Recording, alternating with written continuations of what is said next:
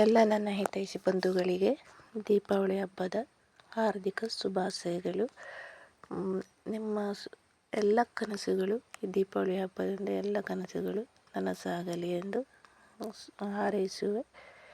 ನಿಮ್ಮ ಪ್ರೀತಿಯ ರಾಯರ ಮಗಳು ಗೌರಿಯಮ್ಮ. ಇವತ್ತು ನಾನು 4 ರೀತಿಯ ಅವಲಕ್ಕಿಯನ್ನು ಮಾಡ್ತಾ ಇದ್ದೇನೆ. ನಾನಿಲ್ಲಿ ರಸಫೋ ಮಾಡೋದಕ್ಕೆ 1 ಹೋಳು ಅಂದರೆ ಅರ್ಧ ತೆಂಗಿನಕಾಯಿ ಮತ್ತು ಒಂದು 100 ಗ್ರಾಮ್ ಆಗುವಷ್ಟು ಬೆಲ್ಲ, ಏಲಕ್ಕಿ ಮತ್ತು ರುಚಿಗೆ ಉಪ್ಪು ಅದನ್ನೇ ಮಿಕ್ಸಿ ಜಾರಿಗೆ ಹಾಕ್ಕೊಳ್ತೇನೆ.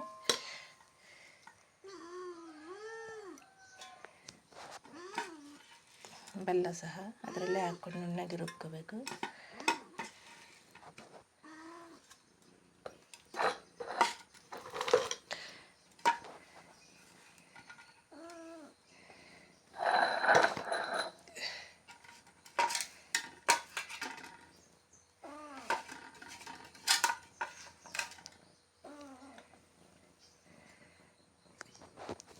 ಸ್ವಲ್ಪ ನೀರು, ಜಾಸ್ತಿ ಬೇಡ ನೀರು. ಏಲಕ್ಕಿ.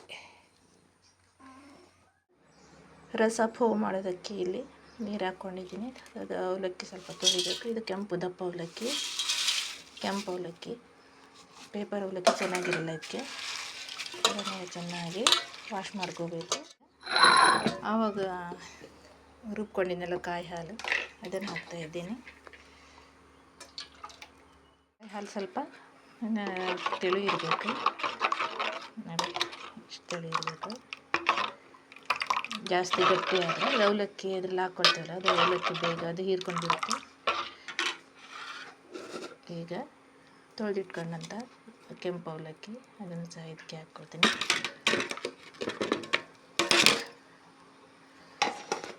ಇದು ಚೆನ್ನಾಗಿ ಮಿಕ್ಸ್ ಮಾಡ್ಕೊಂಡು ತಿನ್ನೋ ಟೈಮಲ್ಲಿ ಮಾಡಬೇಕು, ಯಾಕಂದರೆ ಅದು ಬೇಗ ಗಟ್ಟಿಯಾಗಿಬಿಡ್ತದೆ.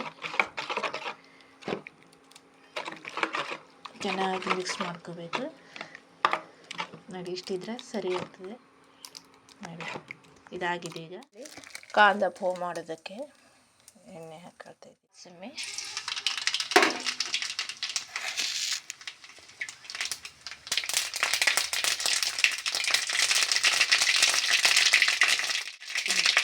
ಉದ್ದಿನಬೇಳೆ,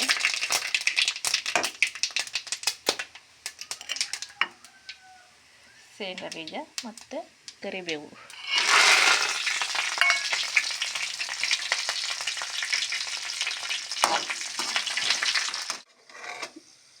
ಈಗ ಚಿಕ್ಕ ಚಿಕ್ಕದಾಗಿ ಕಟ್ ಮಾಡ್ಕೊಂಡಂತಹ ಈರುಳ್ಳಿ,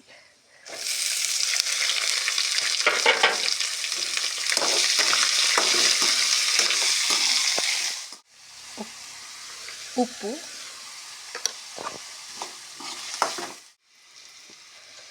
ಚಿಲ್ಲಿ ಪೌಡರ್,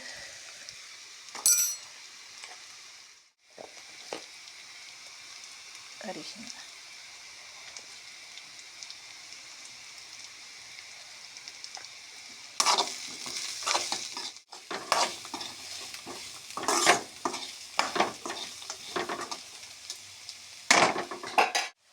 ಈಗ ಅವಲಕ್ಕಿ, ದಪ್ಪ ಅವಲಕ್ಕಿ, ಗಟ್ಟಿ ಅವಲಕ್ಕಿ ಏನು ಒಂದು ತೊಳೆದು ಒಂದು 10 ನಿಮಿಷ ನೀರೆಲ್ಲ ಹಾಕಿ ನೆನೆ ಹಾಕಿದ್ದೆ. ಈಗ ಅದನ್ನು ಸೇರಿಸ್ಕೊಳ್ತೆ.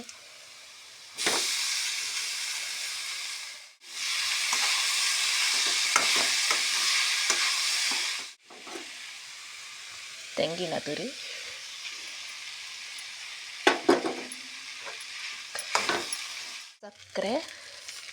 ಸಕ್ಕರೆ ಬೇಕಾದರೆ ಹಾಕ್ಕೊಳ್ಳಿ, ಇಲ್ಲಾಂದರೆ ಸ್ಕಿಪ್ ಮಾಡ್ಕೋಬೋದು.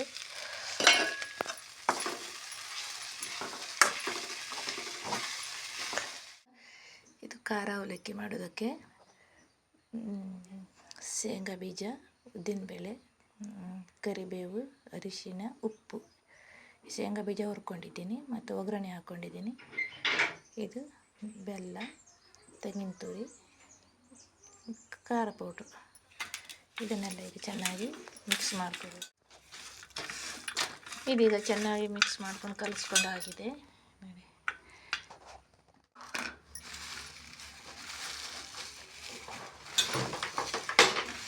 ದೀಪಾವಳಿ ಹಬ್ಬದ ವಿಶೇಷ ಅವಲಕ್ಕಿಗಳು. ಇದು ದೀಪಾವಳಿ ಹಬ್ಬದ ವಿಶೇಷ ಅವಲಕ್ಕಿಗಳು. ನಾವು 5 ಜಾತಿ ಅವಲಕ್ಕಿ ಮಾಡ್ತಾಯಿದ್ದೇವೆ, 5 ಥರದ್ದು. ಆದರೆ ಇವತ್ತು 4 ಥರ ಮಾಡಿದ್ದೀನಿ. ಇದು ಮೊಸರು ಅವಲಕ್ಕಿ, ಇದು ರಸಫೋ, ಮತ್ತು ಇದು ಕಾಂದಫೋ, ಇದು ಸ್ವೀಟ್ ಫೋ. ಇದಿಷ್ಟು ಇವತ್ತಿನ ದೀಪಾವಳಿಯ ವಿಶೇಷ ಅವಲಕ್ಕಿಗಳು. ಈ ವಿಡಿಯೋ ನಿಮಗೆ ಇಷ್ಟ ಆಗಿದ್ದರೆ ಲೈಕ್ ಮಾಡಿ, ಶೇರ್ ಮಾಡಿ.